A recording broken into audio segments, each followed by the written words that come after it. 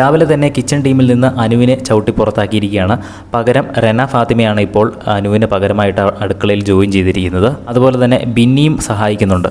ഇന്നലെ വന്ന പ്രൊമോയ്ക്കകത്ത് തന്നെ നമുക്ക് മനസ്സിലായിരുന്നു അനുവിന് എന്തോ അടുക്കളയിൽ കയറാൻ എന്തോ ഒരു റെസ്ട്രിക്ഷൻ ഉണ്ട് എന്ന്. പാത്രം കഴുകാൻ പോലും ഇന്ന് അനുവിനെ അങ്ങോട്ട് പ്രവേശിപ്പിക്കുന്നത് തടസ്സപ്പെടുത്തിയിട്ടുണ്ട് ശരത്ത്. പ്രൊമോയ്ക്കകത്ത് നമുക്കത് കാണാൻ കഴിയും. ബിഗ് ബോസ് പറഞ്ഞിട്ടേ കിച്ചൺ ടീമിൽ നിന്ന് അനുമോൾ മാറുള്ളൂ എന്ന് ഇന്നലെ പറഞ്ഞിരുന്നു.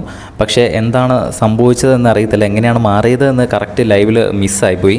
പക്ഷേ എന്തായാലും ഇപ്പോൾ അനുമോൾ കിച്ചണിൽ കയറുന്നില്ല.